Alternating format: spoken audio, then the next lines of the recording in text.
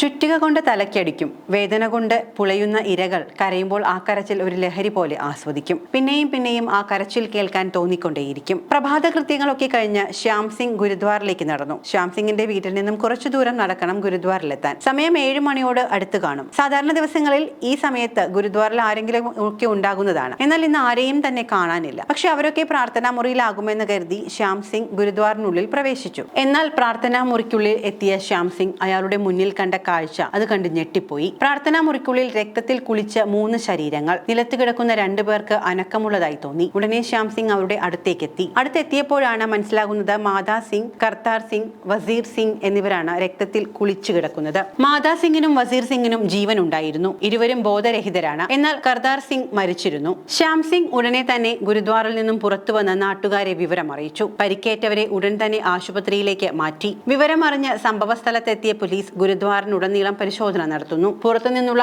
ആരോ ആക്രമിച്ച് ഉള്ളിൽ കടന്നതിന്റെ എല്ലാ ലക്ഷണങ്ങളും വ്യക്തമായി പതിഞ്ഞിട്ടുണ്ട്. ഗുരുദ്വാറിലെ പൂജാവസ്തുക്കൾ ഉൾപ്പെടെ പലതും ചിന്നിച്ചിതറിക്കിടക്കുന്നു. ഈ കൂട്ടത്തിനിടയിൽ നിന്നും രക്തം പുരണ്ട ഒരു മൺവെട്ടി പോലീസിന് ലഭിച്ചു. ആരോഗ്യനില മെച്ചപ്പെട്ട പോലീസ് മദാ സിംഗിനെയും വസീർ സിംഗിനെയും ചോദ്യം ചെയ്യുന്നു. തങ്ങളെ ആക്രമിച്ചത് ഒരൊറ്റ മനുഷ്യനാണ്. അയാളുടെ കയ്യിൽ ചുറ്റികയുണ്ടായിരുന്നു. രാത്രിയിൽ ഗുരുദ്വാറിൽ ഉറങ്ങിക്കിടക്കവെയാണ് തങ്ങളെ ആക്രമിച്ചത്. ആക്രമണം തടുക്കുവാൻ ശ്രമിച്ചപ്പോൾ അയാൾ തങ്ങളെ മൺവെട്ടി കൊണ്ട് അടിച്ചു വീഴ്ത്തി. ശേഷം ചുറ്റിക കൊണ്ട് അടിക്കുകയായിരുന്നു. എന്നാൽ അക്രമിയുടെ മുഖം അവർക്ക് കാണാൻ കഴിഞ്ഞിട്ടില്ലായിരുന്നു. അതൊട്ടും ഓർമ്മയും ഉണ്ടായിരുന്നില്ല. കാരണം രാത്രി നല്ല ഇരുട്ട് ആയതുകൊണ്ടാണ് അയാളുടെ മുഖത്തെ പറ്റിയൊന്നും അവർക്ക് ധാരണയുണ്ടായിരുന്നില്ല. എന്നാൽ കൊലപാതകയിലേക്ക് നയിക്കുന്ന യാതൊരു തെളിവും സംഭവ സ്ഥലത്തു നിന്നും പോലീസിന് ലഭിച്ചതുമില്ല. അങ്ങനെ അധികം വൈകാതെ ഗുരുദ്വാറിൽ അരങ്ങേറിയ സംഭവ വികാസങ്ങൾ പതിയെ മൂടപ്പെട്ടു. പക്ഷെ അന്ന് ആരും കരുതിയില്ല ഇതൊരു കൊലപാതക പരമ്പരയുടെ തുടക്കം മാത്രമാണ് എന്ന്. 1977-നും 78-നും ഇടയിൽ 70ഓളം മനുഷ്യർ ഗുരുദ്വാറിൽ നടന്ന കൊലപാതകത്തിന് സമാനമായ രീതിയിൽ രാജസ്ഥാനിലെ ജയ്പൂരിൽ കൊല്ലപ്പെടുന്നു. ഇരകളുടെ കഴുത്തിലായി ചെവിയുടെ അടുത്തായി ചുറ്റുക കൊണ്ട് അടിക്കുന്നു. കഴുത്തിലെ എല്ല് തകർന്ന നിമിഷ നേരം കൊണ്ട് ഇരകൾക്ക് ജീവൻ നഷ്ടമാകുന്നു. വെറും 1 വർഷ കാലയളവ് കൊണ്ട് സമാന രീതിയിൽ നിരവധി പേർ കൊല്ലപ്പെടുന്നു. കൊലപാതകം അരങ്ങേറുന്ന പോലീസ് സ്റ്റേഷൻ പരിധി ഓരോ തവണയും വേറെ വേറെയായിരുന്നു. അതുകൊണ്ട് തന്നെ കൊലപാതകങ്ങളിലെ സമാനതകൾ ആരും തന്നെ ശ്രദ്ധിച്ചിരുന്നതുമില്ല.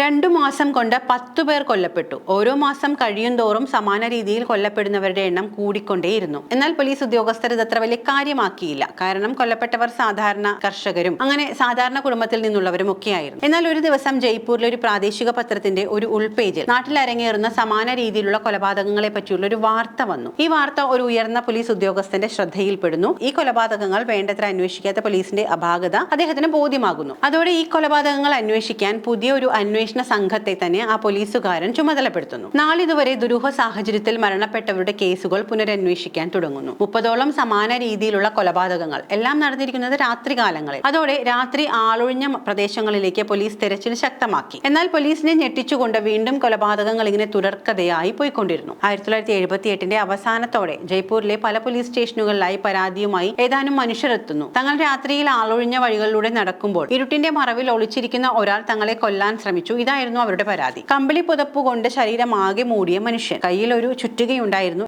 ഇതായിരുന്നു ആ മനുഷ്യർ പോലീസിന് നൽകിയ മൊഴി. തങ്ങളുടെ നേരെ അയാൾ പാഞ്ഞെടുത്തതും ജീവനായി അവർ ഓടി രക്ഷപ്പെടുകയായിരുന്നു എന്നും ഈ മൊഴിയിൽ പറയുന്നുണ്ട്. ഒന്നിനു പുറകെ ഒന്നായി കമ്പിളിപ്പുതപ്പ് ധരിച്ച കയ്യിൽ ചുറ്റിക ഏന്തിയ മനുഷ്യനെ കണ്ടതായി നിരവധി പേർ പോലീസിൽ അറിയിക്കാൻ തുടങ്ങി. ഇതോടെ ജനങ്ങൾ ആകെ ഭയചകിതരായി. രാത്രികാലങ്ങളിൽ ആരും തന്നെ വീടിന് പുറത്തിറങ്ങാതെയായി. പോലീസ് രാത്രികാലങ്ങളിലെ അന്വേഷണം ഇതോടെ ഊർജിതമാക്കുകയും ചെയ്തു. ഇരുട്ടിൽ പതിയിരുന്ന അവർ കൊലയാളിക്കായി കാത്തിരുന്നു. കൊല്ലപ്പെട്ടവരുടെ എണ്ണം 60നോട് അടുത്തിട്ടും പോലീസിന് നിരാശയോടെ ഒട്ടനവധി രാത്രികളിൽ മടങ്ങേണ്ടി വന്നു. എന്നാൽ 78-ലെ ഒരു രാത്രിയിൽ അന്ന് ഡ്യൂട്ടിയിൽ ഉണ്ടായിരുന്ന പോലീസ് ഉദ്യോഗസ്ഥർ പതിവ് പോലെ ഇരുട്ടിന്റെ മറവിൽ പതുങ്ങിയിരുന്നു. രാത്രി സമയം ഏറെ വൈകിയിട്ടുണ്ട്. ഇരുട്ടിന്റെ മറവിൽ നിന്നും ഒരു മനുഷ്യരൂപം ഒരു വലിയ മരത്തിന്റെ അടുത്തേക്ക് നടന്നു നീങ്ങുന്നതായി പോലീസുകാരുടെ ശ്രദ്ധയിൽപ്പെട്ടു. മരത്തിന്റെ ചുവട്ടിൽ ആ മനുഷ്യൻ ഇരുന്ന് എന്തോ ഒളിപ്പിക്കുന്നതായി അവർ കണ്ടു. ശേഷം ഒരു കമ്പിളിപ്പുതപ്പ് കൊണ്ട് അയാൾ ശരീരം ആകെ മൂടി. തുടർന്ന് മരത്തിന്റെ ചുവട്ടിൽ പതുങ്ങിയിരിക്കുന്നു. ഏകദേശം അരമണിക്കൂറോളം അയാൾ അവിടെ തന്നെ പതുങ്ങിയിരുന്നു. ശേഷം പതിയെ ഇരുട്ടിലേക്ക് നടന്നു നീങ്ങി. പന്തികേട് തോന്നിയ പോലീസുകാർ അയാളെ വളഞ്ഞിട്ട് പിടികൂടി. അതൊരു ചെറുപ്പക്കാരനായിരുന്നു. ഒരു സംശയത്തിന്റെ പുറത്താണ് പോലീസ് അയാളെ പിടികൂടിയത്. തങ്ങളോടൊപ്പം പോലീസ് സ്റ്റേഷൻ വരെ വരണമെന്ന് പറഞ്ഞു. കുറച്ച് കാര്യങ്ങൾ ചോദിച്ച് അറിഞ്ഞ ശേഷം വിട്ടയക്കാം എന്നാണ് പോലീസുകാർ അയാളോട് പറഞ്ഞത്. ഒടുവിൽ ആ മനുഷ്യനെയും കൂട്ടി പോലീസുകാർ സ്റ്റേഷനിൽ എത്തുന്നു. അവിടെ വെച്ച് പോലീസ് അയാളെ ഒരു കസേരയിൽ ഇരുത്തി ചോദ്യം ചെയ്യാൻ ആരംഭിക്കുന്നു. ചോദ്യം ചെയ്യലിൽ അവന്റെ പേര് ശങ്കരിയ എന്നാണെന്നും 25 വയസ്സാണ് പ്രായമെന്നും വീട് ജയ്പൂരിലാണ് എന്നും അവൻ വെളിപ്പെടുത്തുന്നു. അടുത്ത ചോദ്യത്തിന് ഉത്തരം കിട്ടിയപ്പോഴാണ് പോലീസുകാർ അക്ഷരാർത്ഥത്തിൽ ഞെട്ടിയത്. നീ എന്തിനാണ് രാത്രിയിൽ ഇങ്ങനെ കമ്പിളിയും പുതച്ച് നടക്കുന്നത്? രാത്രി കമ്പിളിയും പുതച്ച് 60ഓളം മനുഷ്യരെ കൊന്ന കൊലയാളിയെ പറ്റി നീ കേട്ടിട്ടുണ്ടോ? പോലീസുകാരന്റെ ചോദ്യം ഇതായിരുന്നു. 60 അല്ല സർ, ഞാൻ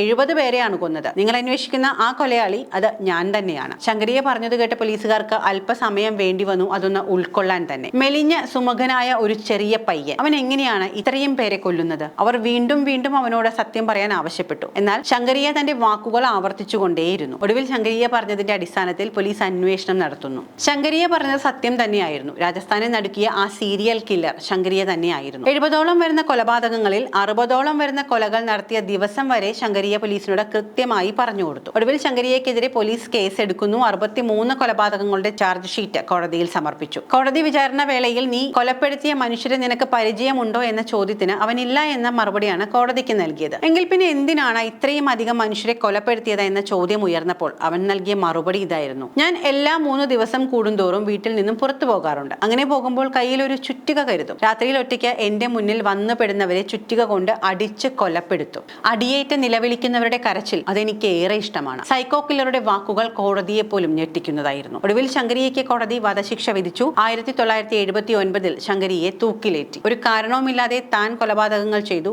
ആരും എന്നെ പോലെ ആകരുത്. ഇതായിരുന്നു ശങ്കരിയയുടെ അവസാന വാക്കുകൾ.